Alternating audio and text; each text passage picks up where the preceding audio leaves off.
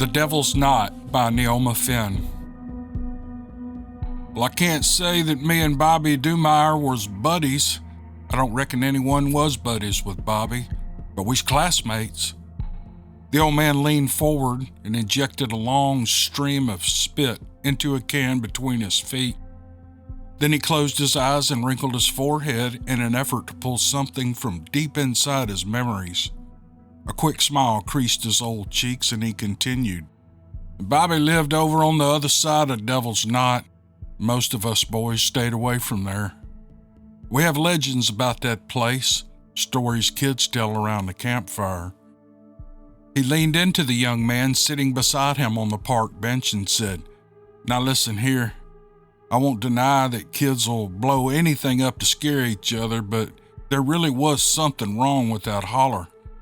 For one thing, it may not be at all that wide, but they say it goes all the way from here to Canada without a single break in the woods. The young man stifled a grin. Google Maps would have put an end to the old man's belief in that myth, but he was right about one thing.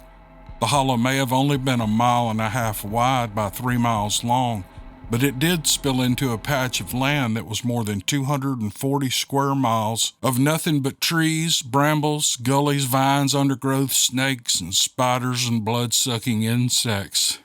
The sun never saw the floor of that forest. Bobby's daddy disappeared into that place, you know, the old man said. I understand that story, Mr. Hightower, but all the police reports state that he ran off and left his wife and kids to fend for themselves, the young man offered. He had been to the courthouse and gone through all the old reports that he could find. Back in the 1940s, when Truman County was a lot less populated, reports were written without as much as official language as they are today. Several times the man found notes indicating that the woman was crazy and that the husband probably couldn't take any more. That's not so, the old man growled. And Miss Dumeyer was a good woman. She grew up with my mama and not a better woman ever lived, and that's my mama's word, not mine. He gave his companion a side-eyed stare as if challenging him to question his mother. What's your name, boy? He asked for what the young man thought was probably the 8th time. Martin Chesterfield, he answered as politely as a man who was running out of patience could. But you can call me Chig. Everyone does. Chig, the old man grumbled as if the name didn't sit well on his tongue. Well, my name's Gordon Hightower, he said, having forgotten that he had already introduced himself 6 times. Chig worried that the story he was getting wasn't going to be very accurate, given the advanced age of the man and his inability to remember simple facts. However, there weren't many people left who knew Bobby Dumeyer personally, and most of those who did were already too far gone with dementia to get any facts out of them at all. Now, you wasn't here, and you don't know, Mr. Hightower spoke resentfully. Mr. Dumeyer wasn't a bad man, and his wife was a good woman. Now, that's a fact. Their farm was over on the other side of Devil's Knot. It sidled right up alongside it. Most folks around here wouldn't go near that place, so the Dumeyers were left pretty much to themselves. Well, that suited Mr. Dumeyer just fine. He liked being left alone. And he was fearless as all get out. He hunted that holler all the time. He'd take his gun and head down into those woods and bring out some of the finest bucks you ever laid eyes on. One of the few pictures I own of my own daddy was of him standing next to Will Dumeyer and a 10-point buck he killed in Devil's Knot. Mr. Hightower sat up a little straighter with those words, as if it was his father who had shot the deer. Yes, but the police reports say I don't give a one-eyed jack what those reports say. Will Dumeyer would not have run out on his family.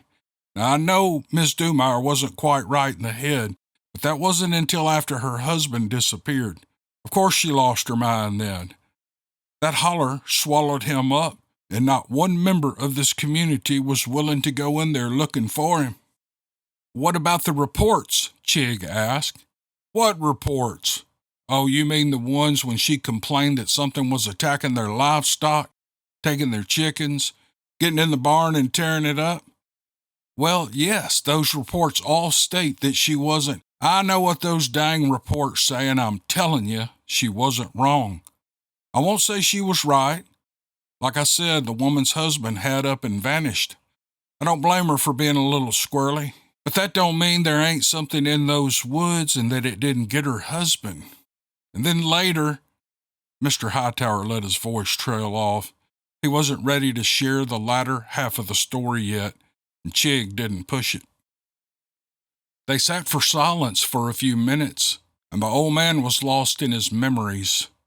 His eyes, already clouded with cataracts, welled with tears as he remembered a youth spent with his friends swimming in the cold water creeks, roaming green hills and valleys, and hunting patches of timber. Chig used the time to mull over the information he already knew about Bobby Dumeyer and his family. In 1945, Will Dumeyer returned from World War II to resume running the farm that he and his wife had started shortly after their marriage in 1933. The farm was a 200-acre stretch of land that bordered the infamous Long Hollow on the west, and Cinder Creek on the north, the Edwards River on the east, and Postal Route 4400 north on the south. Several decades later, the road was renamed 107th Avenue North. The nearest town to the Dumeyers was Winter Rest. It sat on the other side of the hollow and had a booming population with a grand total of 517 people, half of which were the rural farmers that lived all around it in every direction. No larger towns existed for miles. The Dumeyers had 2 children, Bobby, who was born in 1936, and Cassandra, who came along in 1941. Georgia Dumeyer was, from all reports, a good farmer while her husband was away fighting the war. She never missed putting in a crop in the 3.5 years her husband was away. She maintained the livestock, kept milk production, raised enough chickens to sell eggs at the market, managed a large victory garden from which she was able to give produce to some of the less fortunate people in town, and did all of this while keeping her house clean and the children in order. Chig could not argue with Mr. Hightower's assertion that Georgia Dumeyer wasn't crazy before her husband vanished. But once he was gone, there was more than enough evidence that she was insane. It all happened on a cold November morning in 1947. It was the opening day of deer season, and because no one else was willing to so much as pass through the Devil's Knot, Will Dumeyer had the veritable paradise of hunting opportunities. He left the house that morning, certain that he would be successful on the first day. As he crossed the hayfield that separated his house from the hollow, he might have been thinking about the strange events that had taken place recently.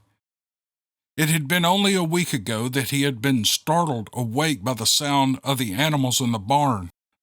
Clearly, something was attacking them. Without a second thought, he jumped up, dressed, and grabbed his gun, and he ran outside. As he crossed the barnyard, he could hear the milk cows bleating in a high-pitched frenzy of anxiety and panic, and hogs screamed in fright, and geese honked and cackled in alarm. Will was almost there when the door flew open, and something ran across the opening between the barn and the tractor shed that his mind would not allow him to accept. Inside the barn, he found a mass of carnage that tore his heart out of his chest. One of his best sows was lying on the ground, her tongue hanging out of her mouth as she struggled to inhale enough air to breathe. The entire contents of her abdominal cavity were spilled out on the ground around her. Will looked down at the poor thing, who stared back in wild disbelief, and with a tear in his eyes, he placed the barrel of his rifle behind her ear and pulled the trigger. 2 nights later, Will found himself running back out into the night, this time to his chicken house, where he discovered a 6 hens torn to pieces. Another 6 were missing. Whatever got to them tore the door off the pen like it was a cardboard flap on a box. This time he noted the tracks that it left behind. The large padded footprints were a solid 12 inches in length and just as wide, and the nail marks at the end of each toe print indicated non-retractable claws. "Canine," Will muttered, except this canine walked on two legs. The night before hunting season, Will sat in his front parlor reading a book while his wife mended socks in her chair beside him. At a small table in front of the window, Bobby and Cassie were engaged in a game of dominoes. It was the kind of family scene that Norman Rockwell might have painted for the Saturday Evening Post. There was nothing special about this night. Will's preoccupation with his anticipated hunt in the morning might have required him to reread a page or two of his book, but aside from that, it was a peaceful evening. And then something thumped hard on the front porch. Georgia looked up from her sewing and asked, "What was that?" "I don't know," Will answered, as he slipped a bookmark into the pages of the book he was reading and laid it down. Bobby jumped up and crossed the room ahead of his father, anxious to see who or what was outside their front door. Georgia was right behind him, calling for him to wait for his father. Everyone was in motion at that moment except for Cassie. She sat quietly staring out the window. Her eyes grew wide and her little body trembled. Before stepping into the front hall, Will decided to stop at his gun case and grab his rifle. He had no answer for the inquisitive look on George's face, so he only shrugged. Bobby was at the door, already wrenching it open, when Will grabbed his shoulder and pulled him backward. Georgia reached over and flipped on the switch that sent power to the small light that hung beside the front door. The porch was empty. Will stepped out onto the boards and walked first to his left across the long stretch of wooden planks to that end of the house. Here the porch terminated into a set of steps that led to the side yard. He saw nothing. He then turned and retraced his path to the front door and beyond to the other end of the house. Here the porch turned and wrapped around the parlor.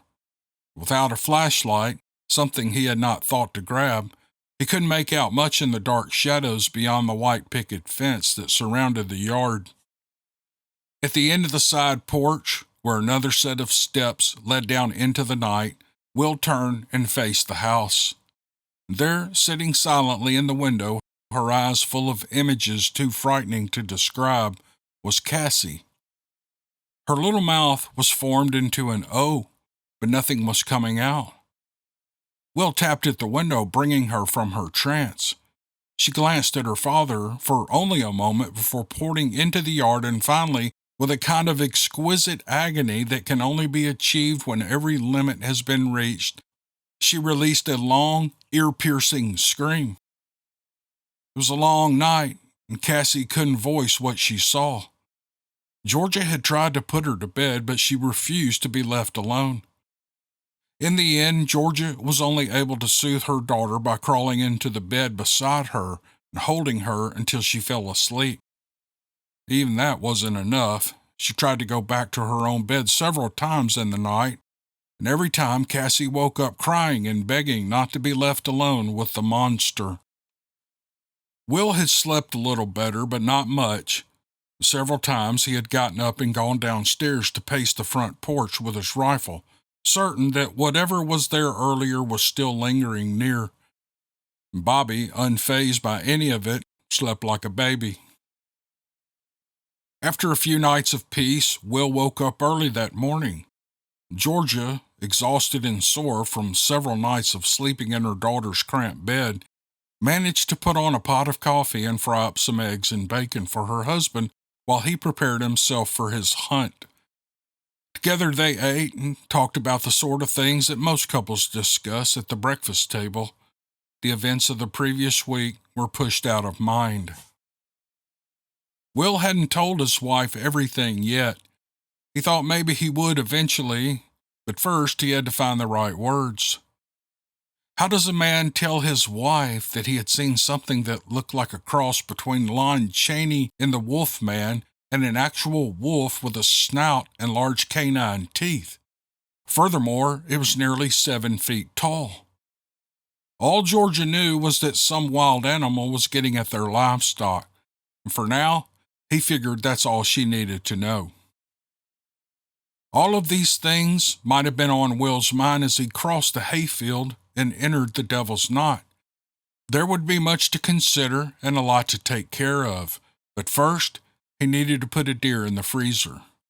Venison was always an excellent alternative to beef during the long winter months of the year. That night, Georgia Dumeyer contacted the Truman County Sheriff's Office. It was almost 10 p.m. when she made the call. Her husband had not come back from hunting. The sheriff's deputy came out to investigate the situation. She explained that her husband had left shortly before daylight.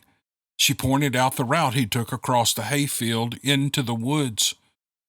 She showed the deputy where she had stood on the porch, drinking a cup of coffee and watching him until he had vanished behind the tree line. The deputy took notes, posited theories, and offered assurances that Will would come walking back out of those woods at any moment, maybe dragging with him a record buck. The next morning, Georgia made another call. Her husband was not back yet. Another deputy came to the house. He wrote all the same things the first deputy wrote. He formed all the same theories the first deputy formed, and he provided the encouragement the first deputy gave.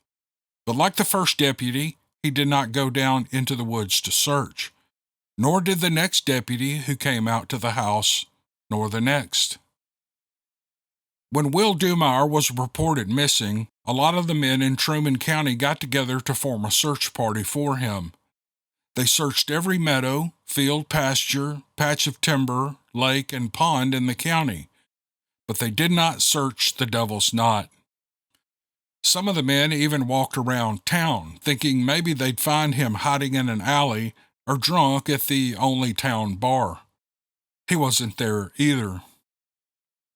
A few days after Will Dumeyer disappeared, Georgia Dumeyer made one more frantic phone call to the sheriff's department. This time she claimed some sort of animal was in her barn tearing up her livestock. She was hysterical as she screamed into the phone that someone needed to come out to the house and kill it before it killed everything else. And in the background, a dog could be heard growling and snarling and barking. A pounding could be clearly heard that sounded like something was trying to tear the doors off the house. And suddenly, Georgia screamed, "Oh my God, it's a werewolf!" And the phone went silent. No one can say for sure what happened after that night. Her claim that the house was being attacked by a werewolf gave the sheriff's department a reason to dismiss her claim as being delusional. After all, the poor woman's husband was missing. It was then that people began to formulate the theory that Georgia Dumeyer was insane and that perhaps her husband had secured his own disappearance to get as far from her as possible. Additional calls to the sheriff's office for protection from the werewolf went unanswered. "You wanted to know about Bobby," the old man said, interrupting Chig's thoughts. "Yes, I did." His reply sounded as flustered as he felt at the moment. "Well, I'll tell you about him. He was the kind of kid who never had to find trouble. Trouble just seemed to find him. And back in those days, if you was a boy, you owned the world. When we wasn't in school or doing chores, we were free to roam in ways these young people today would never understand. Rivers and creeks were for swimming and fishing, and woods were for hunting and making forts. We all had bicycles, and those bikes took us everywhere we wanted to go." Mr. Hightower felt silent again, wandering down the roads that no longer existed or that had changed so much that they were no longer recognizable. After a minute, Chig said softly, "Mr. Hightower?" The old man turned and stared at the youth beside him. "What was your name again?" he asked. "I'm Chig," Chig answered, no longer capable of the patience to provide his whole name. "That's an odd name for a boy," Mr. Hightower said. "Yes, sir. Now you were saying about Bobby Dumeyer." "Oh, yeah, Bobby. He didn't have the freedom the rest of us boys had. With his daddy gone, he had all the chores of a grown man to tend to before and after school. If that wasn't bad enough, he could never sit still in school. If he wasn't squirming in his chair, he was wandering around the room. Couldn't hold his attention for 5 minutes. You'd have thought he'd be too tired for shenanigans with all the work he had done at home, but no, not Bobby. And the trouble he got into? If there was a frog in the teacher's desk, I guarantee it was Bobby put it there. The old man chuckled to himself. He locked kids in the outhouse, put glue on their hair, and filled the water jugs with minnows, and he would soak the chalk in water.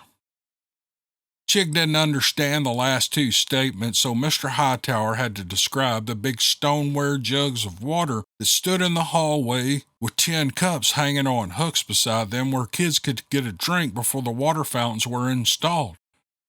He then had to explain that chalk, when soaked in water, becomes soft and unusable.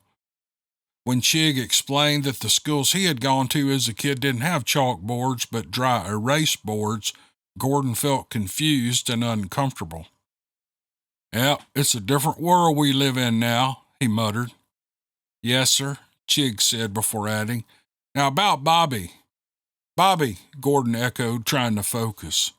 Now, he was a handful, and that meant that Bobby spent most nights after school writing his penance out on the chalkboard.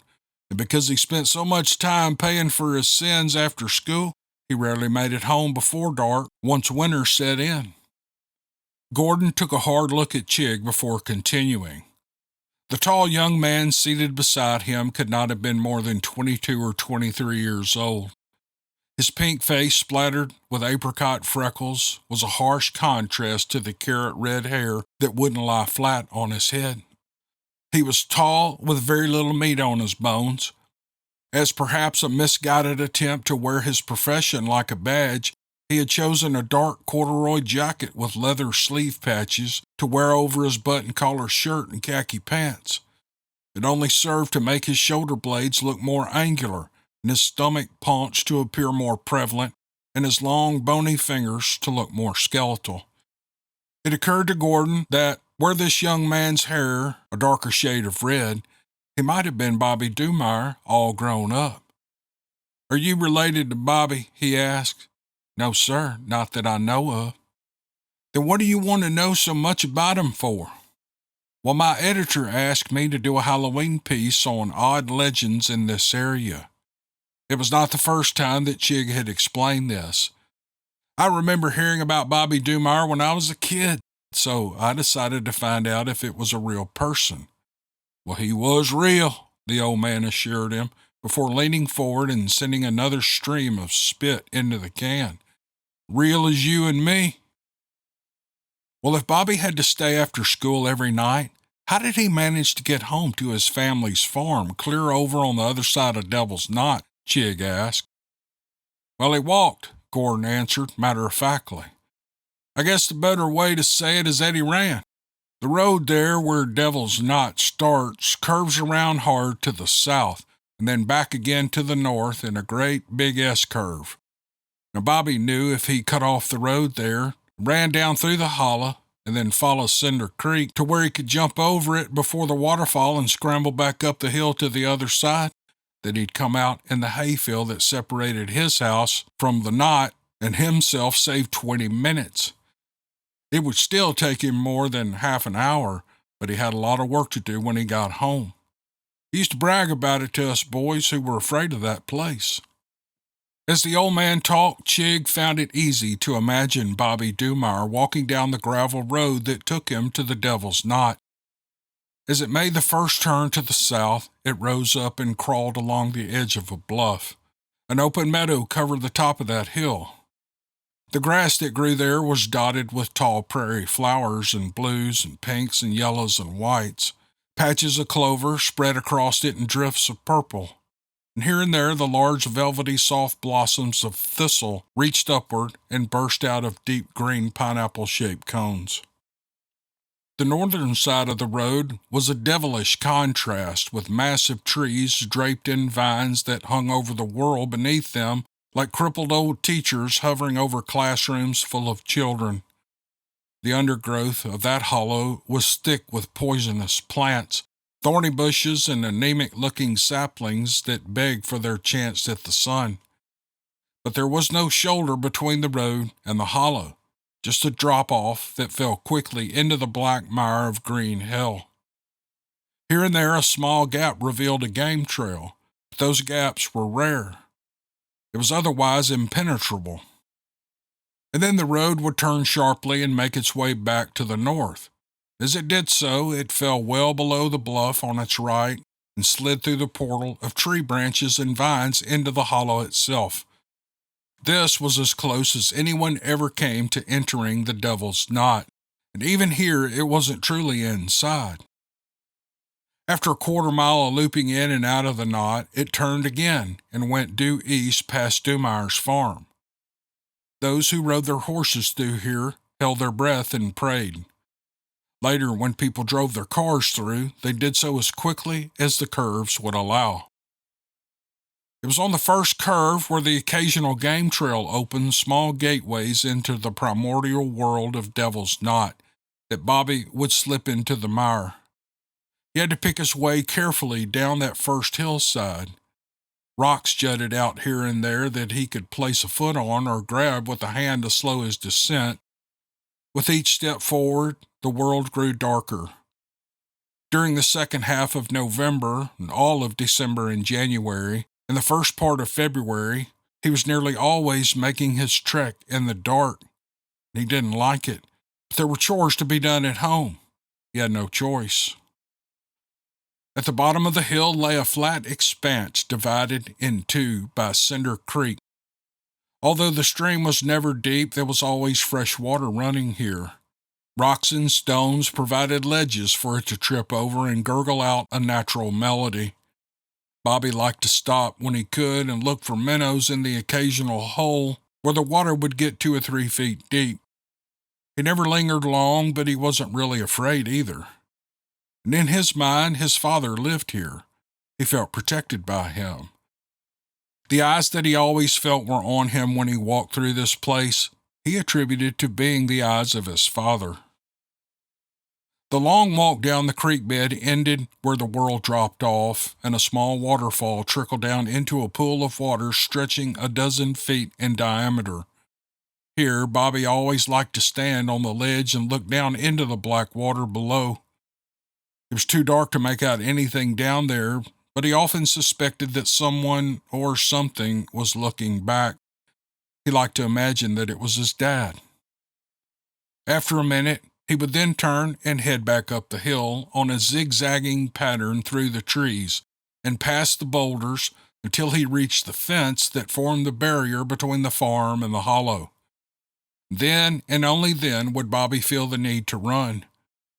He always felt that he had to get as far from that tree line as possible because he was sure that something was back there waiting for the exact moment when it could reach out and pull him back in, like his father, forever. Halfway across the pasture, he would stop, his lungs burning for fresh oxygen and his legs cramping from the climb and then the run. He would double over and hold his gut for a second, silently reassuring himself that he was safe. Always he turned his head at that moment and looked to the house. He knew his little sister Cassie would be sitting on the front porch waiting for him, or maybe she'd be playing in the grass in the house yard surrounded by the white picket fence. No matter how cold it was, no matter what the weather was like, Cassie was always there. Bobby walked Cassie to school every morning, but his eternal bad behavior left her to walk home alone at night. In the 21st century, that might seem like an awful thing to ask a child so young. After all, she was only 7, but this was a different time. Back then, most children were expected to walk themselves to and from school, whether they had an older sibling to take them or not. Traversing the road that passed through the hollow terrified her. Unlike her brother, she had seen what lived there. So once she got home, she waited for him and prayed that he would be safe. And when she spotted him crossing the hayfield, her eyes would always light up, and she'd come to the gate and wait there for him. But then came the night that Bobby stood in the middle of the field and look for his sister, but she wasn't there. He would never have admitted it out loud, but he was deeply disappointed that he had lost his importance to her. Trying not to feel too bad, he reminded himself that she wasn't a baby anymore. She was in the first grade now. He should have expected this day to come. But even so, as he opened the gate, he couldn't help but look around to see if maybe she had chosen to hide from him and jump out and scare him. Bobby was still reeling in the disappointment of a sister who was growing up when the front door opened and his mother stepped out.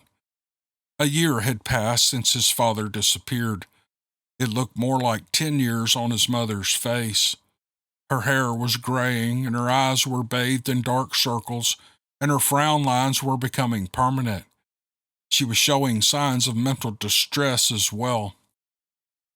Sometimes she would wake up in the middle of the night calling for her husband, and then she would run out into the yard and stare at the hollow, like she was going to run in there and find him. Bobby would always catch up with her by then and direct her back inside. He was afraid that she was slipping away from him, and he worried about what he and Cassie would do when the day came that their mother was gone too. "Where is your sister?" Georgia yelled. "Huh?" Bobby stupidly answered. "Isn't she home?" "No, she isn't home. She didn't come home from school. I was hoping that she was with you," Georgia said, not bothering to mask her fears. "She always comes straight home." Bobby turned and looked back at the hollow. Cassie would never have taken his shortcut. She wouldn't have known the route, and even if she had, she wouldn't have gone into that hollow alone. She was terrified of it. He looked back at his mother, who was now visibly trembling and staring at the dark patch of timber on the other side of the hayfield. The memory of that day when his father didn't come home washed over him. The thought of all those men from all over the county being too afraid to search inside the Devil's Knot hit him hard. If Cassie was in there, he was going to have to find her himself. "Mama," he said, with the most grown-up voice he could muster, "call the sheriff's office. Tell them that Cassie didn't come home from school. Tell them I went into the Devil's Knot to find her so they don't have to. But they need to search the roads and everywhere else while I'm looking in case she isn't in there." Georgia Dumeyer looked at her son in disbelief.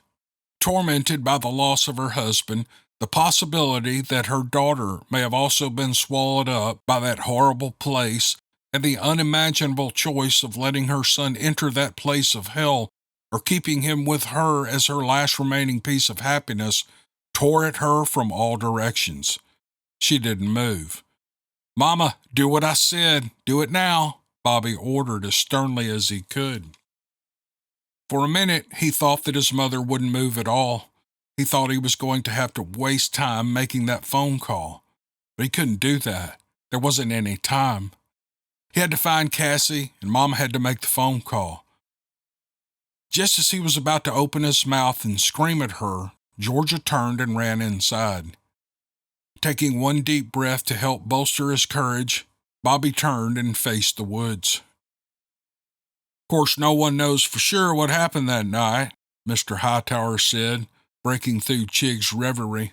"I suppose this is as close to the events as anyone can get," Chig answered politely. Mr. Hightower was right. It was all conjecture. He made a mental note to clarify that when he wrote the story.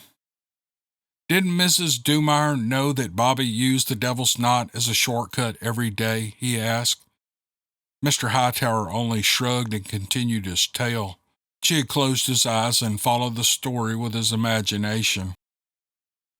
Bobby had turned and faced the dark hollow, knowing that he was going to have to enter it unarmed. Somewhere in there was a rifle that belonged to his dad. He doubted that anyone would ever find it now. Unfortunately, it was the only gun the Dumeyer family owned. He had expected to get a shotgun for Christmas the year his father disappeared. Most boys his age got one for Christmas or a birthday back then, but by Christmas his father was gone. Eyes peered at Bobby from inside the tree line. They glowed brilliant red as if lit from within. He didn't see them. His focus was on entering where he exited each day. These eyes were farther down. As he walked, he said a silent prayer that his father would be with him and protect him.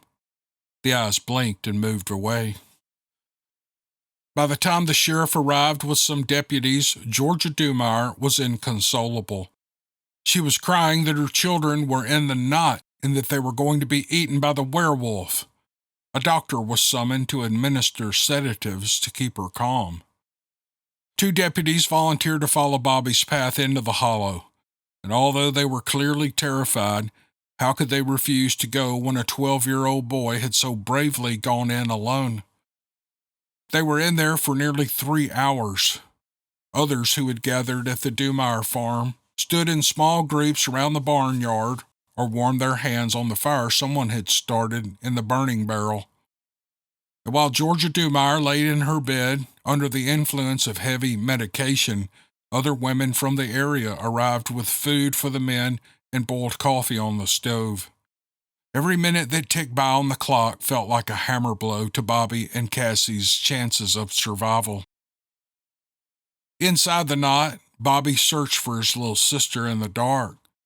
"Cassie!" he called as he walked up and down Cinder Creek. "Cassie!" After each call, he stopped and listened. Sometimes he thought he heard her frightened voice answer back, and he would move in that direction. Other times, he heard footsteps snapping twigs and crushing nearby leaf matter, and he would turn and he would follow that sound. It wasn't long before he heard the deputies in the hollow looking for both him and his sister. He tried to call back to let them know where he was, but sound plays a devilish game in places like that. The dampness from the underbrush and the 1,000 captured rainstorms will absorb sound and deaden it before it has time to travel. What little noise that escapes bounces around on petrified bark, jutting stones until it's difficult to tell the direction of its origin. And Bobby knew this, even as he turned again and tried to follow his sister's pleading cries. Fear is the only true enemy of courage. It always outweighs it. It is louder and more convincing, and it never relents. Courage is fleeting. It stands strong against the task before it, but often crumbles in the undertaking. Bobby felt his courage struggling to leave him. Again and again he had to remind himself that this was his baby sister that he was looking for. She relied on him. Her father was gone. Their mother was losing her mind. She was all that he had. He had to push forward. No atheist ever entered the devil's knot. Or if they did and survived, they came out knowing God. The deputies saw things and heard things inside that patch of woods that they would spend the rest of their lives talking about to their children and their children's children. Red eyes glowed at them from behind trees, and footsteps followed them up and down the creek bed. Growling sounds from animals too big to be the wolves they sounded like came at them from every direction. The smell of blood and death burned in their nostrils, and neither spoke except to give direction, but both men held one thought in his mind. As frightened as they were here together, what those 2 children were feeling alone must have been unbearable. As the moon rose over the hollow and the hope slipped away, the deputies turned and headed back to the house. They knew that neither of those children would ever come out of that hollow alive. The batteries on their flashlights were losing power, and their legs ached from climbing up and down the slippery, rocky hillsides. The moonlight reflecting on the hay stubble of the field before them was a welcome sight. To their shame, each was proud that he had survived that place, despite not finding Bobby or Cassie. Less than 2 steps outside of that hollow, they froze in their tracks as a crack of a rifle shot followed by a long, menacing howl split the night. People in the barnyard turned and stared. The 2 deputies turned and stared. Georgia Dumeyer sat up in her bed and screamed her own tormented howl. Afterwards, the sound of a child's cry could be heard. Everyone watched. No one breathed. Then little Cassie, her long red hair having come loose from its braids and now tumbling down her back, stepped out of the devil's knot, alive. Cassie was covered in blood. The doctor who was attending Georgia Dumeyer gave her a full examination. Some of the neighbors' women helped to wash her up. She was bruised and scratched, but no major cuts existed to account for that much blood. Her frightened blue eyes swam in unshed tears that spilled out only when they laid her beside her mother on the bed. She never spoke again except to utter one sentence: "He saved me." When the morning came, most of those who had gathered at the Dumeyer farm went home. A few of the ladies stayed to care for Georgia and Cassie, but most people, seeing that they had no real duties to fulfill now, decided that they would do better to go home and get out of the way. Besides, they might accidentally stick around so long that someone might ask them to go into the devil's knot for one more look. A dozen local farmers and the sheriff himself did exactly that.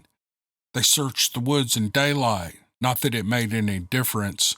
They still had the use of their flashlights in the dense foliage, and formed a grid pattern to ensure that they covered everything. No sign of Bobby was ever found. Over the years, many have questioned the events of that night. Did Bobby perhaps find his father's rifle and rescue his sister by killing something that was chasing her? Could a rifle that had been left in the woods for a year even work?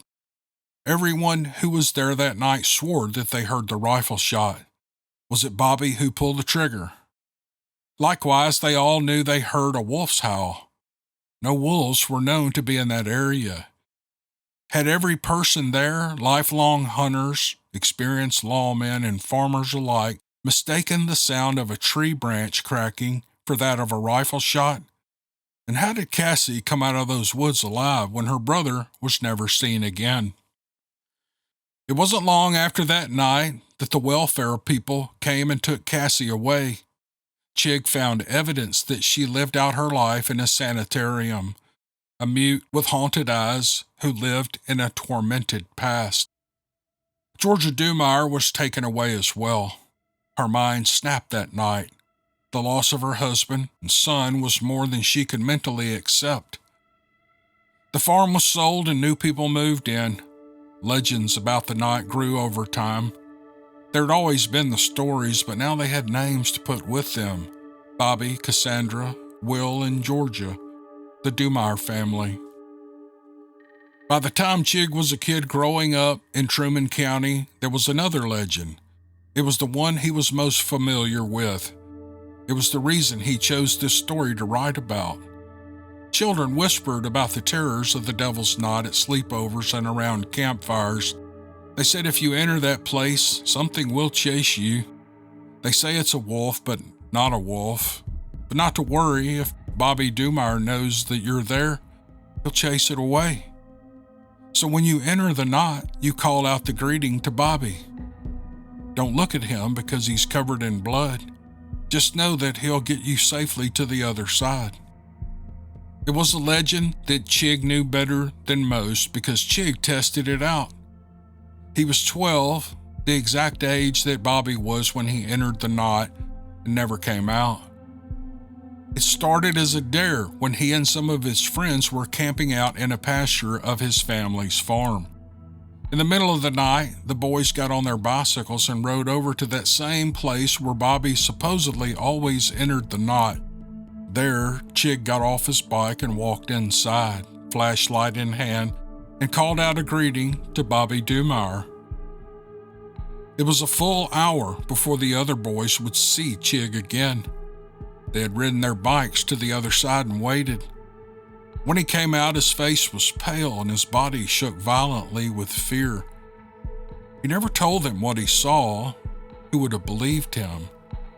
How do you tell your friends that a bloody, torn to pieces ghost carrying a rusted rifle led you through a little piece of hell on earth inhabited by creatures that should exist only in the movies?